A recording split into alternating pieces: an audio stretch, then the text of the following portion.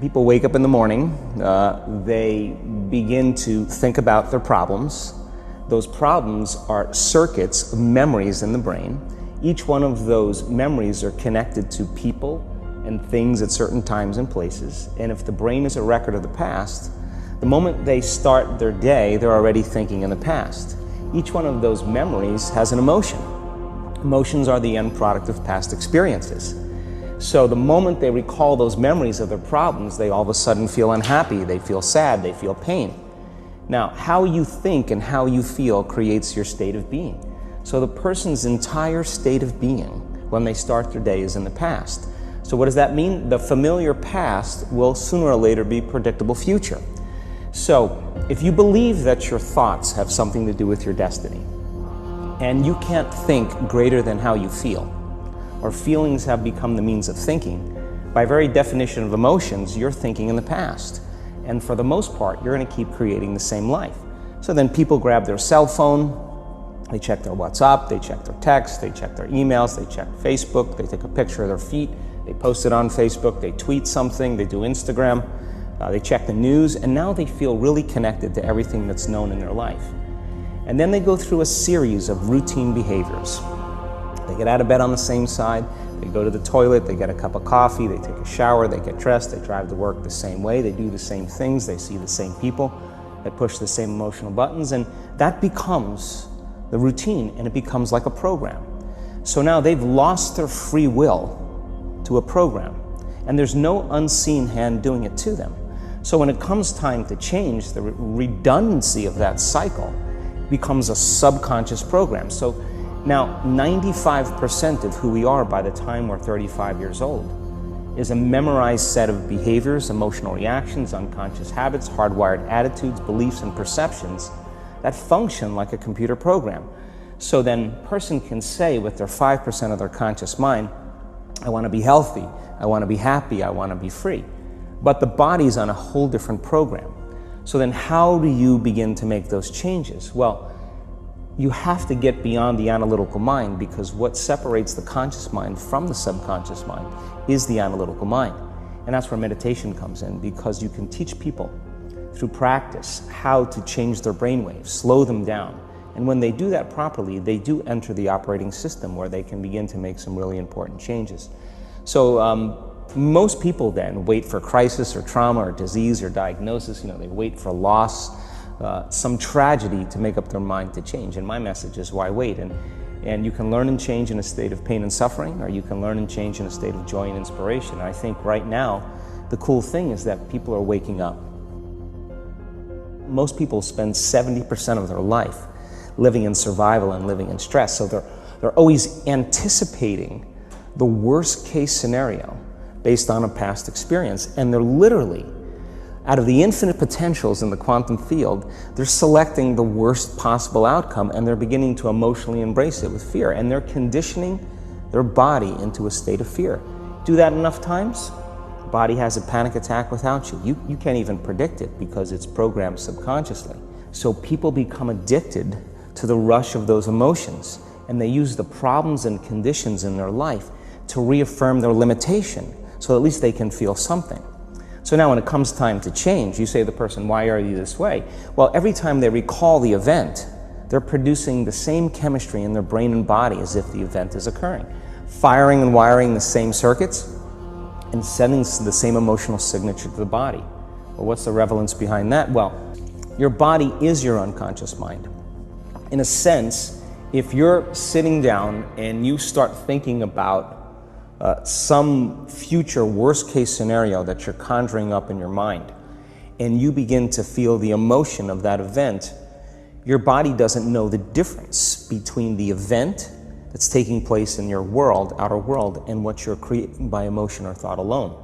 So most people then, they're constantly reaffirming their emotional states. So when it comes time to give up that emotion, they can say, I really want to do it.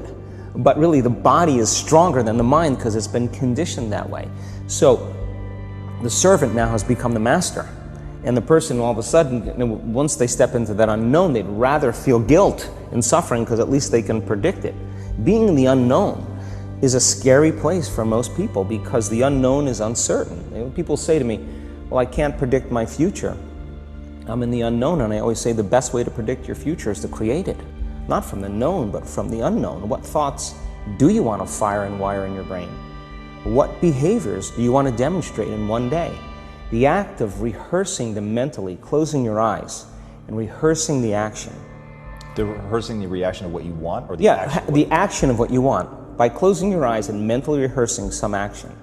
If you're truly present, the brain does not know the difference between what you're imaging and what you're experiencing in 3D world. So then you begin to install the neurological hardware in your brain to look like the event has already occurred. Now, your brain is no longer a record of the past. Now it's a map to the future. And if you keep doing it, priming it that way, the hardware becomes a software program, and who knows, you just may start acting like a happy person. And then I think the hardest part is to teach our body emotionally what the future will feel like ahead of the actual experience. So what does that mean? You can't wait for your success to feel empowered.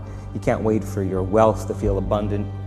You can't wait for your new relationship to feel love, or your healing to feel whole. I mean, that's the old model of reality, of cause and effect, waiting for something outside of us to change how we feel inside of us. And when we feel better inside of us, we pay attention to whoever or whatever caused it. But what that means then is that from the Newtonian world, is that most people spend their whole life living in lack, waiting for something to change out there. What do you mean the Newtonian world? The Newtonian world is all about the predictable. It's all about predicting a future. But the quantum model of reality is about causing an effect. The moment you start feeling abundant and worthy, you are generating wealth.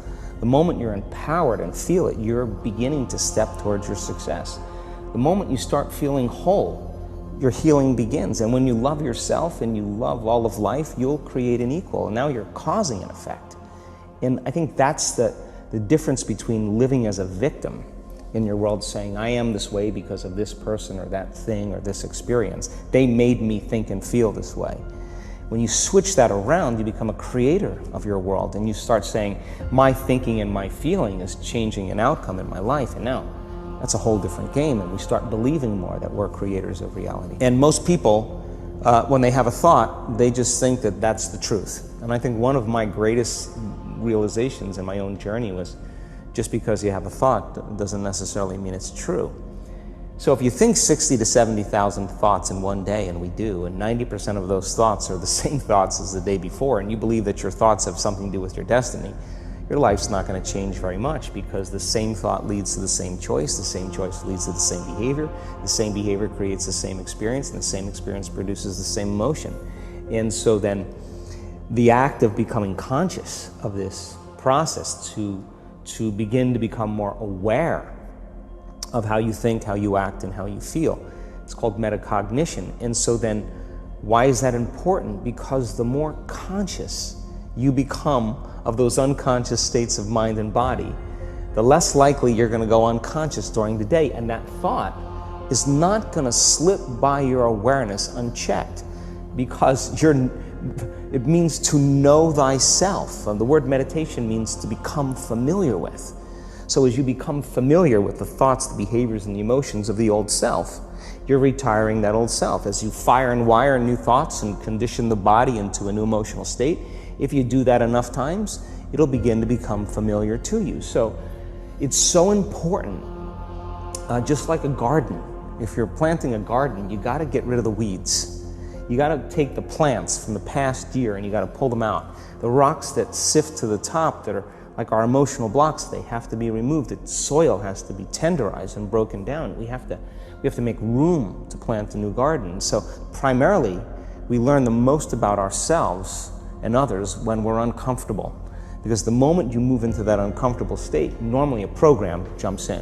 When that program jumps in, it's because the person doesn't want to be in the present moment and engage it consciously. If you're not being defined by a vision of the future, then you're left with the old memories of the past, and you will be predictable in your life.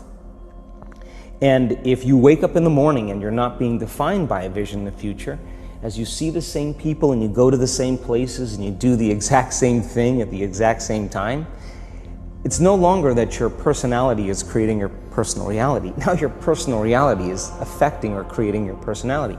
Your environment is really controlling how you think and feel unconsciously, because every person, everything, every place, every experience has a neurological network in your brain. Every experience that you have with every person produces an emotion. So some people will use their boss to reaffirm their addiction to judgment. They'll use their enemy to reaffirm their addiction to hatred.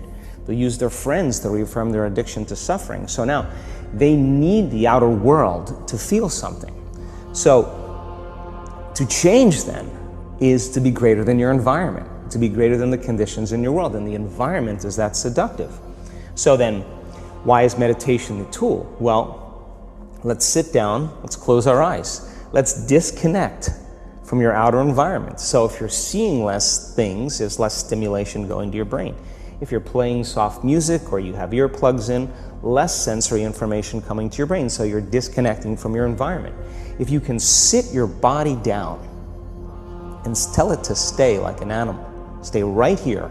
I'm going to feed you when we're done. You can get up and check your emails, you can do all your texts, but right now, you're going to sit there and obey me. So then, when you do that properly, and you're not eating anything or smelling anything or tasting anything, you're not up experiencing and feeling anything, you would have to agree with me that you're being defined by a thought, right?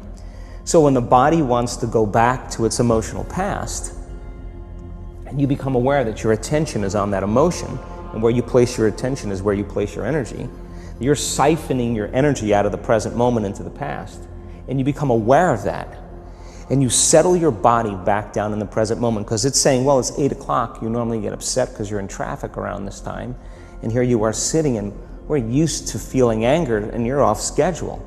Oh, it's 11 o'clock, and you usually check your emails and judge everybody. Well, the body's looking for that predictable chemical state. Every time you become aware that you're doing that, and your body is craving those emotions, and you settle it back down into the present moment, you're telling the body it's no longer the mind, that you're the mind, and now your will is getting greater than the program. And if you keep doing this over and over again, over and over again, over and over again, just like training a stallion or a dog, it's just going to say, I'm going to sit. And the moment that happens, and the body's no longer the mind, when it finally surrenders, there's a liberation of energy. We go from particle to wave, from matter to energy, and we free ourselves from the chains of those emotions that keep us in the familiar past. And we've seen this thousands of times. In fact, we can actually predict it now on a brain scan.